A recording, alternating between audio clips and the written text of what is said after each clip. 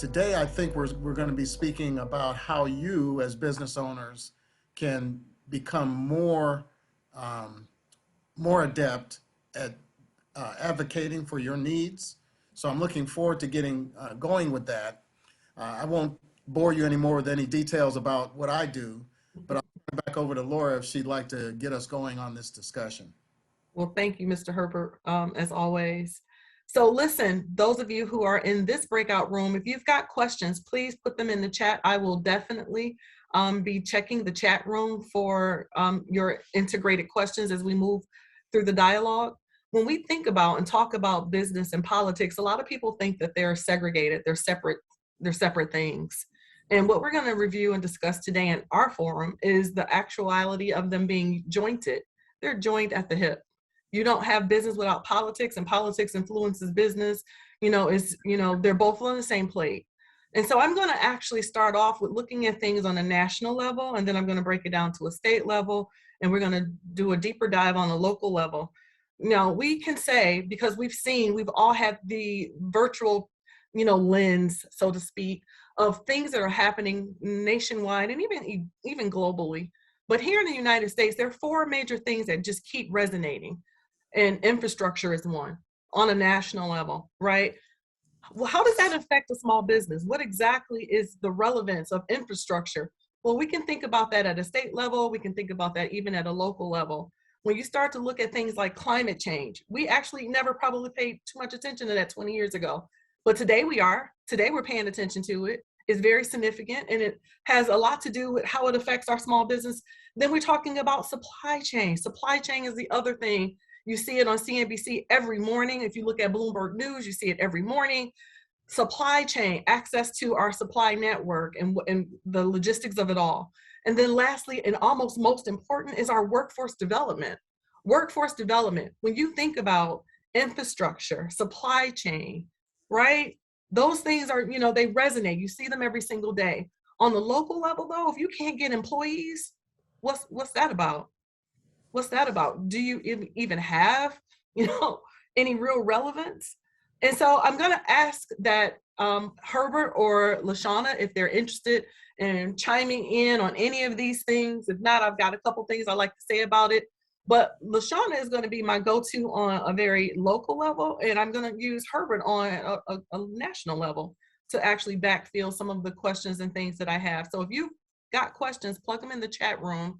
And I like to sort of see or expect that we can move, organically through this process. Lashawna, do you have any insight into infrastructure, supply chain, workforce development, any of that that will Oh, actually? yeah, so thank you, Laura. Thank you for mentioning that. And it's so true. I mean, all those topics are relevant. They're all top of mind for everyone right now. Just to speak, I guess, from a local level, we're looking at the city, we're looking at the flooding damage and the disaster relief and things that has had to come in. Workforce development, people are, leaving, people, are quitting jobs, the great resignation because of COVID and the pandemic. And, workforce development, just building and attracting talent. How does our infrastructure and the city that we live in, does it support attraction and talent?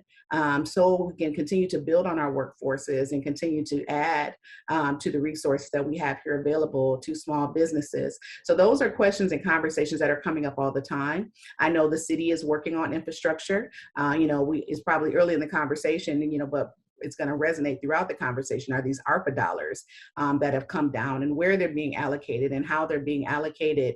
And infrastructure is one of those pieces. I know, from a city services perspective and working with the mayor's office, there's a lot of conversation around infrastructure, and we're working closely with Department of Water and Sewage as well about the sewer lines and different things of that nature. So even though a lot of those funds are yet to be allocated, and we're looking at ways, they're looking at programming and ways to actually disperse and who they'll go to and what areas of the city that they'll cover.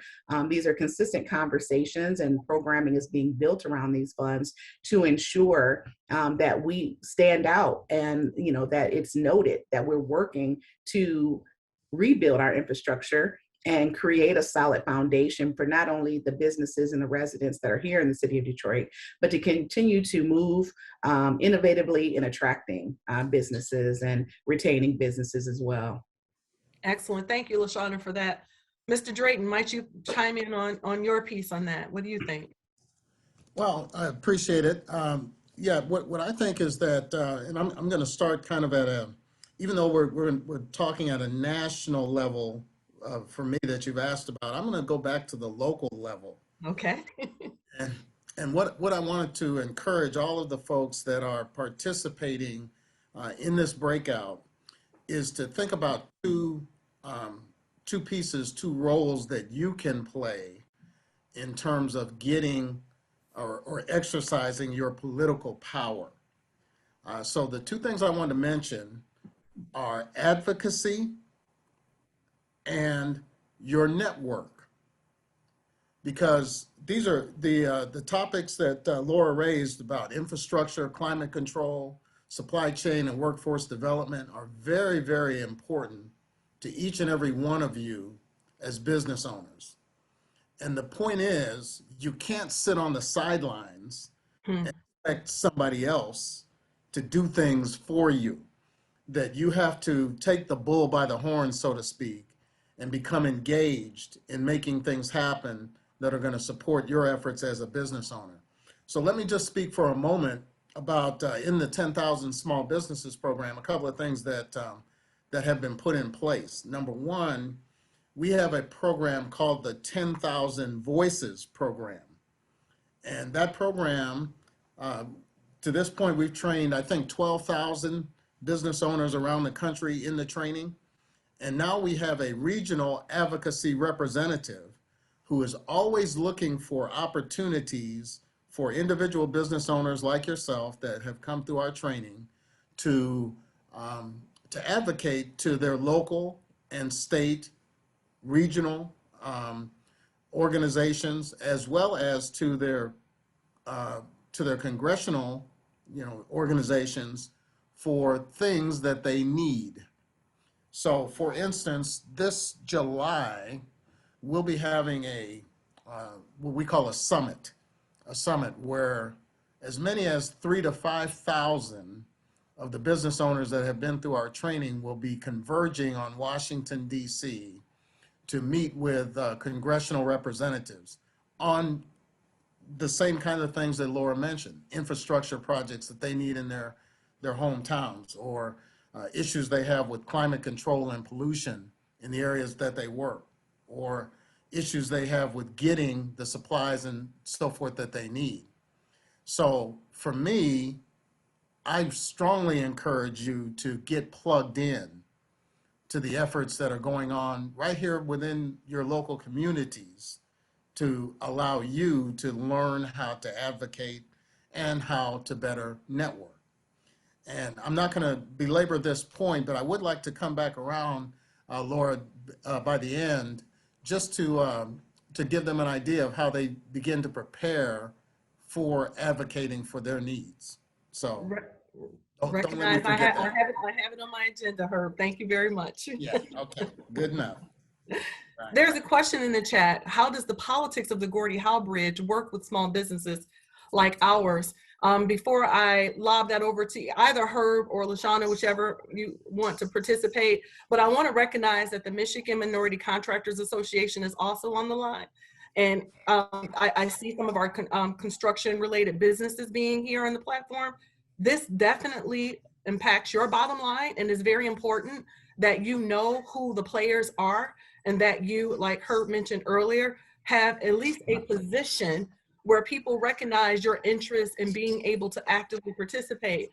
Lashawna or Herbert, if you have the opportunity, are you able to illustrate what you believe the impact will be, or how the Gordie Howe business, that development will work for our small businesses here?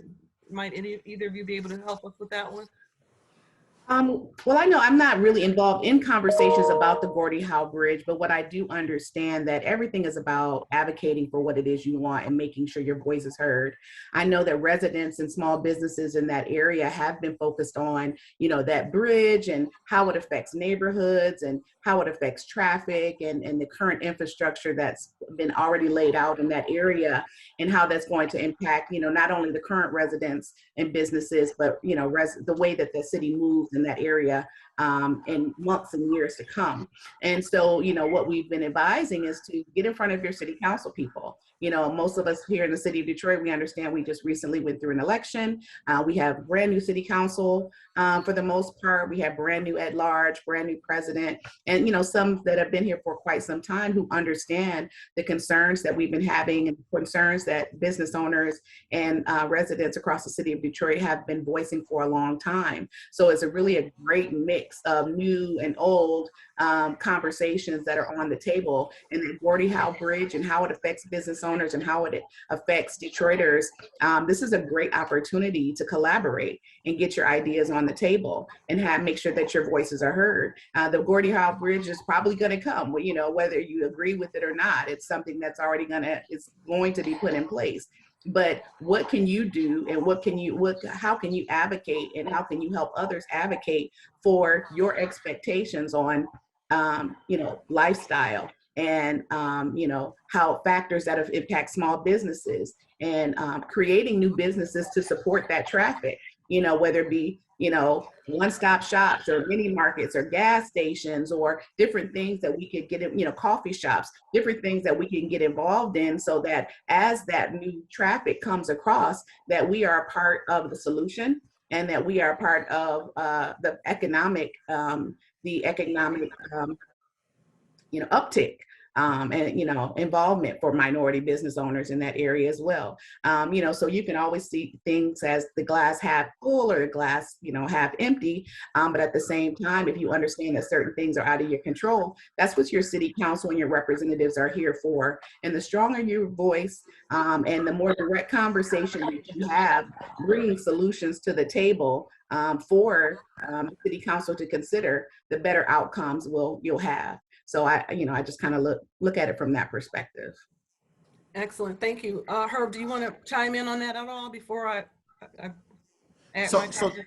so do me a favor, kind of reframe the question that you were asking about the Gordie Howe Bridge. I may have a comment, but I think it's on a different, a different point. But restate the question for me. How about you tell me your point of view on the Gordie Howe Bridge and what the impact is on the small business? Okay, well, we'll go at it that way. I didn't want to take it off track, but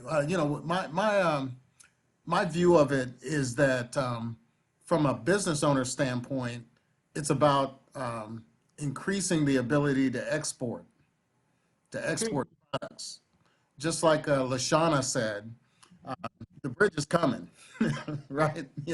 There's no debate, no doubt that it will be, available, and it should. We went through this recent thing where the export commerce was choked out due to the protests that were on the Canadian side of the border, folks trying to exercise their political power. I think that for businesses on this side of the border, with the coming of the bridge, that really the businesses ought to be focusing on, if they haven't looked at exporting, they should be. And there's a part of the U.S. Department of Commerce, the International Trade Administration, that has an office in the Techtown building, and they do nothing but work for businesses like yourself to help you learn how to export. And so my feelings about the bridge, I don't know, a lot about at this point, any kind of the neighborhood issues, revolving around the construction of the bridge. But I do know that it presents an opportunity for those of you that have not looked at exporting to think about it. And it may be a good thing for you to begin to explore that avenue as a way to increase your business. Thanks, Herb. And to the DC Washington who asked the question, I'm just reading your signature on your pane there.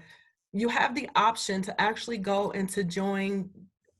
Gretchen put, or I should say, Governor Whitmer put in place a legislative oversight body that allows, and see, this is where your business has a direct impact, where your voice can really resonate, so that when dollars are appropriated, when decisions are made, when they look at contractors, when they look at what the import-export spaces look like, you can actually sit at the table. There are 37 open opportunities where businesses can plug into those advocacy spaces that we need to really have a voice or position at the table. You know, you can look at it on a local level, but really that Gordie Howe Bridge is an international spot. So you got to go a little bit beyond just local occupation. You've got to put yourself in a position where you can, you know, voice concern around what the trucking or aggregates will look like. You will have to voice concern on what iron ore or iron works will look like. You'll have to voice concern on importing workforce to do underground drilling. You'll have to voice concern on all of the areas and expectations that come with the development of a future bridge, right? So we're looking at a 3-year, 5-year, 7-year plan. You need to be at the table, and you can't do that if you don't participate where decisions are made. So I'm not the pro or con Gordie Howe. What we know is it's coming. That's a done deal. That's a completely, utterly done deal. So the more relevant space is for you to put yourself in a position where you can execute and have at least a voice, or be astute enough to know what's coming down the pipeline, and you can get ahead of the curve. Another question that Mr. DC Washington posted was, how do you get in front of city council? So I'm gonna take this one for myself because it is something that, yes, I've had some success with doing. You know, they have public hearings. They have open engagement opportunities, but Lashawna could address this even better. Do you know that there are business liaisons who represent the mayor's interests in local areas of influence? But you also have city council people who have community engagements on a regular basis. They can't escape you if you go to where they are. They actually can't escape you if you become face forward and you engage and put yourself right in front of where all these people are and what they're pontificating or where their areas of interest may actually be. It is important that you start to build a relationship. It does not happen day one when you go before city council and you voice a concern. It is a total process. It is a complete and total process.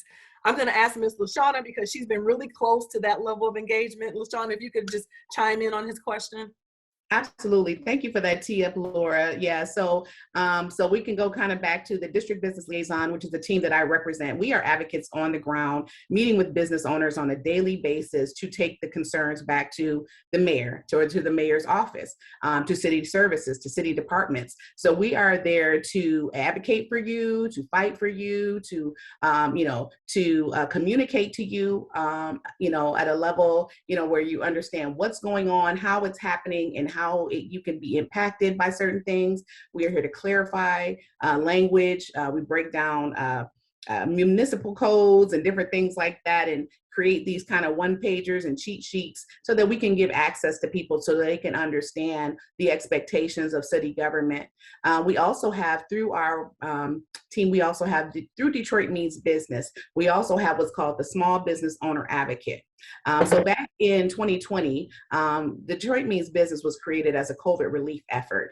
It was the mayor's initiative, the DEGC's initiative, and over 60 stakeholders, including Tech Town, Community Foundation for Southeast Michigan, DTE, among others, to come together to create a pipeline for small businesses to be connected to resources during the pandemic. After that, it's kind of taken on a life of its own.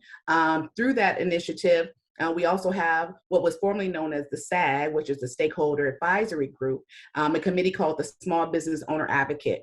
And this group is oversaw by Carla Walker Miller, as well as Paul Jones from New Economy Initiative, among others, who facilitate a group of business advocates or business owners that meet from various industries from Detroit that meet together twice a month to discuss what's going on. What problems are they having? Water bills come up, infrastructure comes up, enforcement comes up, business licensing comes up. All these things come up. They meet on a regular basis. They've been able to collaborate, and they actually had a meeting with City Council for the first time last week, and they were able to put their concerns on the table.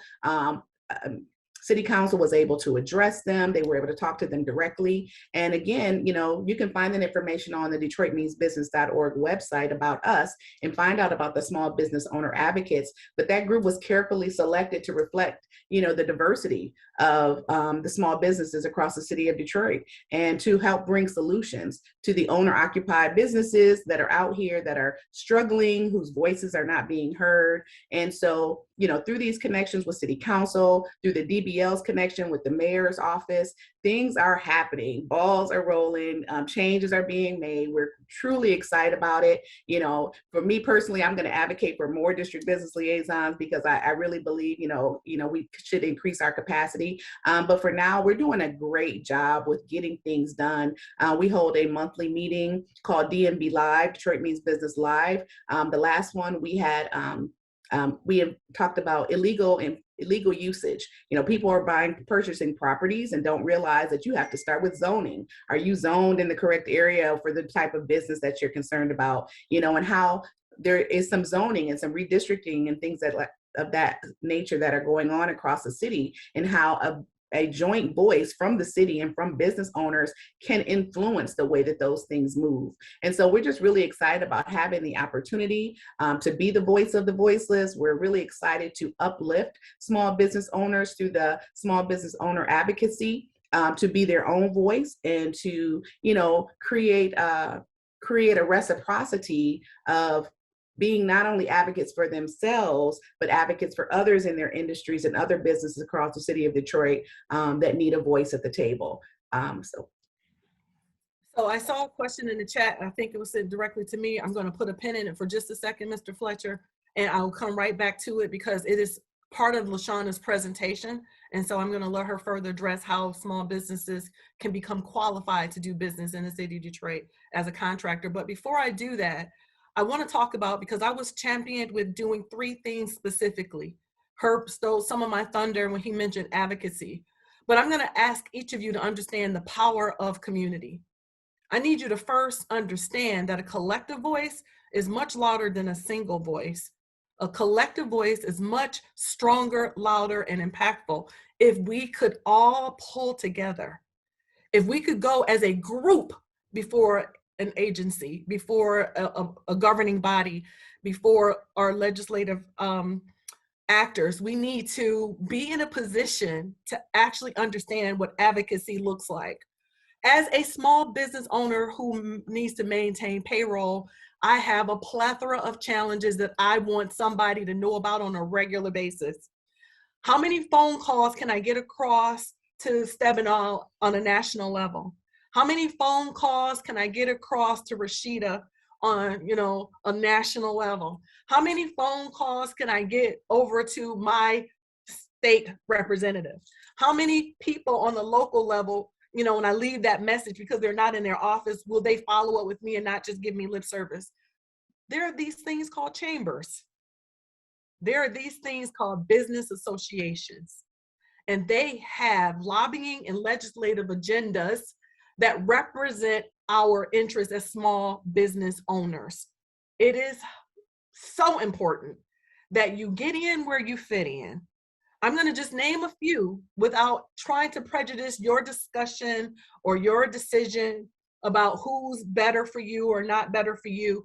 But there's this organization, the Small Business Association of Michigan. And I have had access to the VIP and elite membership, where I am in the back room where they're talking about the redistricting and what that's going to look like, how it's going to impact my bottom line, my workforce development opportunities, and any grant dollars and any new funding agendas. Are those things that you might be interested in? If so, you better pay attention. You can get a free membership with the Small Business Association of Michigan. They allow a free membership. If you're not very astute or savvy around the political movements, get in and just ear hustle. Join so that you can see and assess what movements are happening. Even if you don't like them, it's better to be forewarned so that you can anticipate what the next steps look like. In addition to that, the U.S. Black Chamber of Commerce, if you go to their website, I'm going to read this verbatim. The U.S. Black Chamber of Commerce fights for legislation that promotes small business growth, particularly policies that address the challenges of Black business owners. We understand the importance of maintaining a bipartisan approach to advocacy, and hence we collaborate with policymakers for all political affiliations to advocate for policies that best serve the interests of the Black community. If you can identify with anything that I just said there, perhaps you need to have a membership. You can get in right now and sort of like have volunteer membership spaces, because believe it or not, the for-profit community, or better, American Express, has sort of paid for having this open engagement. So you don't have to have a paid membership right now. You could go to the U.S. Black Chamber of Commerce, and by the way, they can't discriminate if you're not Black because they've got this, money. You can come on in, come right on in and participate, assess, and see what this advocacy really looks like on a local level. We've got some actors in theater here who are the Detroit Regional Chamber of Commerce, right? You look at their legislative agendas, they all have them. You can look at the National Business League, look at their political action spaces. You can look at the Minority Business Coalition. I think that's the name of it, something relatively brand new. But if you're not engaged, if you're not there, your voice is minimalized. If you're not there, you can't elevate your interest, right? So advocacy and activation go hand in hand, because as business owners, politics is what we have to have an interest in. Imagine 3 years ago when they were trying to push, remember this, a $15 an hour pay rate for employees in multiple sectors. They tried to integrate that. They poo-pooed that bill. How did that happen? Legislative movements in the background, right? When they were talking about, you may remember this in the previous administration, having the opportunity to be a more open employment space, right? At-will employees. How did that come about? Legislative movements in the background. If you want to know and have an understanding with how that impacts your bottom line, you have to be where decisions are made. If you're not where decisions are made, they'll be made for you. Do you know who represents your interests, right? Lashawna is going to tell you about the business liaisons, but there are city council members. You need to know the mayoral people. You need to know procurement people. You need to know department heads. You need to know all the things that affect your bottom line. You can't just be the practitioner doing the work that you do, whatever that work is. You also have an obligation to your future business placement, growth, and opportunity by also understanding the political arena. You must, Herb said this, chambers are great for networking sessions. Chambers are one of the best places to actually network and elevate the opportunity to learn and engage who the movers are. And so I'm going to stop right here and ask how Goldman Sachs, not only the 10K Voices initiative, but what the actual programming looks like. Imagine if you can pipe into a national index of people who are moving right along, doing their business thing, they're executive executors. Let's talk to Herb about that.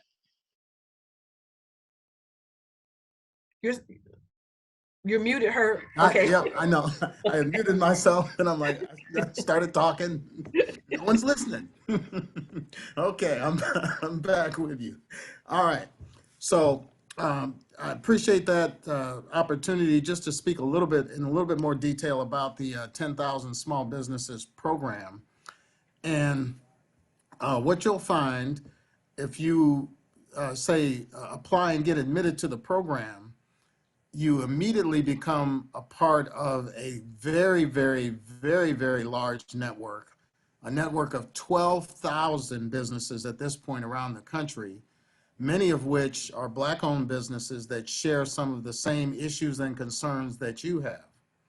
So One of the points that I would make, you know, when our folks come through our training, they automatically become a part of that network. But from your standpoint, I would say that networking is something that you ought to be working on, building your network. You may not even have an issue at this moment in time, but that's okay. Building your network will prepare you for that moment in time when you need to plug in and approach some resources. One of the big things that we do in our training is that we teach folks how to find the resources that are out there, and we point them toward the resources that they need. Now, I also wanted to mention, though, you know, a big part of what we do is to train people like yourselves on how to be prepared as you approach, you know, your networking and your advocacy. Can I share this real quickly, Laura, if I don't take too much time? But I just wanted to give a kind of a 4-step process that we train people in. So let's say that you have an issue that you want to advocate for, whether it's, you know, the roads out in front of my business are horrible and people don't like to drive down the street because of the potholes and the breakups. Or, you know, we have a problem with trash removal in our neighborhood, right? And so, you know, it's a bad look for us business owners. Or we have a lot of abandoned buildings, whatever your issue might be. So step 1 is to identify what is your issue. Clearly identify what is the issue that you'd like to advocate for. Then go after your audience. Who is your audience? Is it a single person or is it a group? How do you identify them?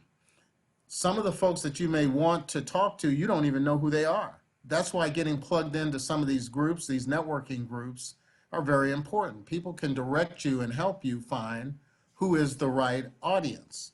Once you've done that, then look at interests. What are your interests and what are the other parties' interests? What are they interested in to help you accomplish your task, yours and theirs? And then one thing that Lashawna mentioned that I wanted to really highlight was leverage. So not only what resources can you provide to meet the other person's interest, but who else will be interested in supporting, you know, this issue? Because that power of collective voices is an amazing thing. As was just mentioned a moment ago, find people that have the same interest that you do and go at it collectively, and you'd be surprised what you can get done. So we train our scholars on how to do those 4 steps.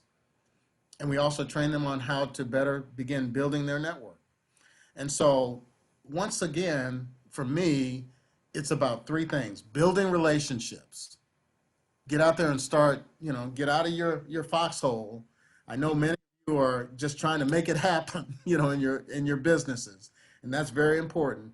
But getting out of your foxhole and beginning to build some of these relationships. Be at the table. Lashawna has shared some great information on some things that you can do to just be at the table. You can't get anything done unless you're at the table. And then what I was just trying to highlight is be prepared. When you do get a chance, make sure you have a very good elevator pitch. Make sure you know what your interests are. Make sure you know what your issues are. And it'll go a long way to help you begin working toward exercising your political power. And you do have power. All right, enough of me. I'll Thanks, Herb. turn it back over to And Laura. I'd like to kind of add to that because, you know, the chambers are great. I know we have Metro Detroit Black Business Alliance. That's a new business alliance here in the city of Detroit with local small business owners who are connected and understand the issues that Detroit small businesses are having. I would definitely encourage you to partner with them as well. But one of the other things that we're discussing kind of here on the ground is just connecting with the businesses in your area. Like, so we have these new, you know, strategic neighborhood corridors. You know, we have Livernois Avenue of Fashion. They've been around for a long time. They've recently recently gotten a facelift. The West McNichols corridor, the Grand River corridor, on the east side, there's Gratiot, there's Kercheval, there's, all these areas that are getting these facelifts. And what they're doing is in an initiative, they're based on revising infrastructure, making our corridors walkable, making them attractive not only for neighbors, that people that live here, but to attract people into the neighborhood so that people want to come and visit and tour Detroit and shop in Detroit. But one thing about, our business owners that, we're so used to being the heavy. We're so used to getting in there and putting our blinders on and, working kind of, just getting it done, that we don't even know who our neighbors are around us. So, before you go in the legislature, you're going to have to start with your neighbors, and business associations is a big conversation and a big, that we're throwing around right now, because, you wonder about downtown Detroit has assets and certain amenities and things that it does. It has, it have an advocacy group, Downtown Detroit Partnership, and there are funds and there are resources that are brought in, to, affect the collective, area. And the same thing can be done for Livernois, and the same thing can be done for Seven Mile, and the same thing can be done. And so, and all those are about collective, collaboration. All those are about collaboration. They're about, who's on the block, what are you doing, who's your market, who are you trying to attract? All those things are very important, and every business owner in that corridor is a part of that conversation and should be a part of that conversation, because, whether they're doing road improvement projects, whether they're adding bike lanes, whether they're doing whatever it may be, you need to be a part of that conversations. And we're continuously advocating, and we're continuously doing community-based meetings and rolling things out to make sure that people understand what's happening in their neighborhoods and what's happening, so that not only we can get their feedback on the front end so that we understand what business owners need, but getting the feedback to find out how things are working and how we can better things. And then now, after the road improvements, what are the additional resources now that can be brought in so that you can do decorating, and so you can do outdoor dining, and so that you can do events and festivals and things like that, that really make your location a destination. So I just really want to, the conversations about government resources and all these things lead to government, but I really believe, back to the point of having a collective voice, that is really going to start, you're really going to have a lot more impact if you're working with the businesses in the area where your business is, so that together we understand that this is how this block feels, this is how this mile feels, this is how this area feels. And so creating business associations, is something we're definitely leaning on this year. We're pushing on this year, because you can have DBLs out here, or you can have advisory groups out here, but unless we find a way to collaborate and create a collective voice, there's still going to be gaps. And so we just wanted to make sure that we understand that we have a responsibility to our neighborhoods as well, and the community that we serve, to be more collaborative. Thank you, Lashawna, for that. We're coming down to the very skinny of the last of our presentation. Lashawna, I'm going to ask you to put in the chat room so that we can service Mr. Fletcher's question. He's very interested in learning how to do government contracting, or how to become qualified to do business with the city of Detroit.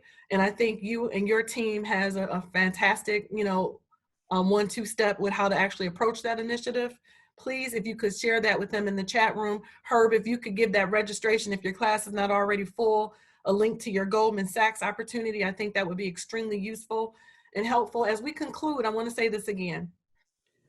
You can shout at the wall all day long, but will it really move you? Until you have a collective voice, you cannot be heard. You have to be in a position where you are collectively, we've said that several times, moving the agenda and the needle. You won't know. I'll give you a really quick scenario. Before Motor City Match came on ground, there were 7 of us who sat down at the mayor's office, and we talked about how we wanted business training to be a little bit different and technical assistance to be a little bit different. And we grabbed 14 small business owners to go before city council to collectively talk about the reappropriation of community block club dollars that would be used to actually execute the Motor City Match training program. Yeah, see, all those things happen because we had a collective interest.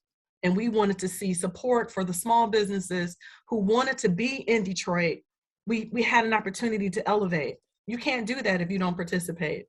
Now I see Ms. Keller has come back on. She's probably here to tell me that my session is time for my session to conclude. And I realize that, and I just want to say thank you so much for having the opportunity to have this presentation. And, you know, I think this is just the introduction. You have to follow it forward. You have to go to other places and spaces where you can continuously do that.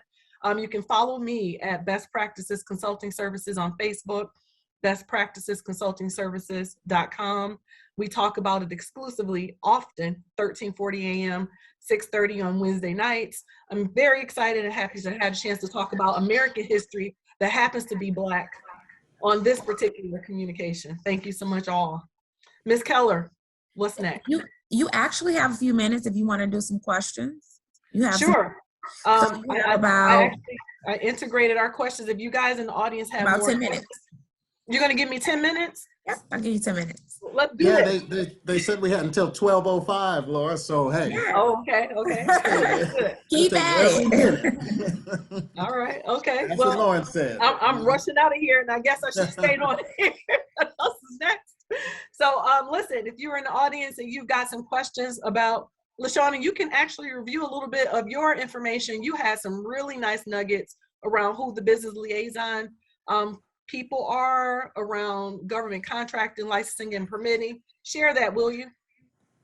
Thank you so much. So if you go onto degc.org, you'll be able to find the district business liaisons. It's also connected through our DetroitMeansBusiness.org website. So it's who is your district business liaison? Again, there is one for every city council district, D1, D2. So find out which district you live in, and I would definitely encourage you to connect.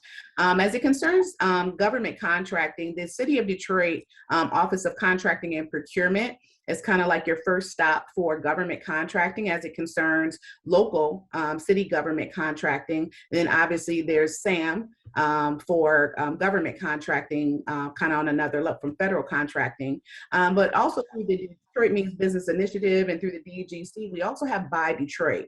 And Buy Detroit is spearheaded by our wonderful Ms. Kira Coakley. She's doing a phenomenal job of getting small businesses connected to buyers for, you know, work to be suppliers in the city of Detroit. So the Buy Detroit program is a great opportunity. We actually have a call on March the 7th, and I don't have the flyer as of yet. We're working on the flyer right now, but please stay up on DetroitMeansBusiness.org under our events tab for our March 7th DMB Live, which is Detroit Means Business Live.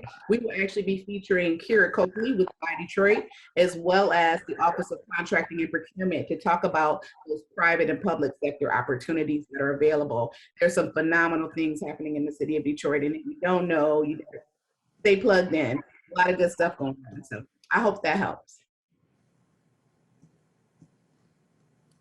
And are there other questions, or can I make a quick comment there, Laura? Oh, go right ahead, Herb. Go ahead. Okay. One thing that came to mind as we were talking, and both Laura and I are very familiar with this because we both spent quite a bit of time working with Prosper Us Detroit. And one of the things that came to mind for you business owners as well is that around the city, there are a lot of what are called CDIs or CDCs, Community Development Corporations. And if you're looking to get plugged in to what's going on in your neighborhood, I would strongly suggest you find out if there is a CDC in your neighborhood. Some of the ones that Laura and I are familiar with that come to the top of my head, there's a CDC for Grandmont Rosedale, if you're in that area of the city. There's the Jefferson Chalmers CDC. There's the Osborne neighborhood. There's the Central Detroit Christian. There's a bunch of them that are, they've been on the ground for a lot of years trying to help promote business in their communities and to do things to advocate for you business owners. So that would be another place where I would say get plugged in. You know, Laura might even mention some of the others that I didn't mention off the top of my head. I had to end my engagement with Prosper Us about 2 years ago. But Laura, you're still involved with them, correct? Herb, I am, yes. Mm-hmm. Yeah. Yeah. So I think the CDCs that are involved there, that's a great place to, to get in and get plugged into your local neighborhoods. And then Lashawna mentioned the MDBBA, the Michigan or the Metro Metro Detroit Detroit. Black Yeah. Business Association. There's an offshoot of that called the I think it's the Neighborhood Business Initiative. Is that right? The NBI, and they have NBI is part of NEI, but yeah. the it's part of NEI, the Yeah. one run by Janae Gilmore.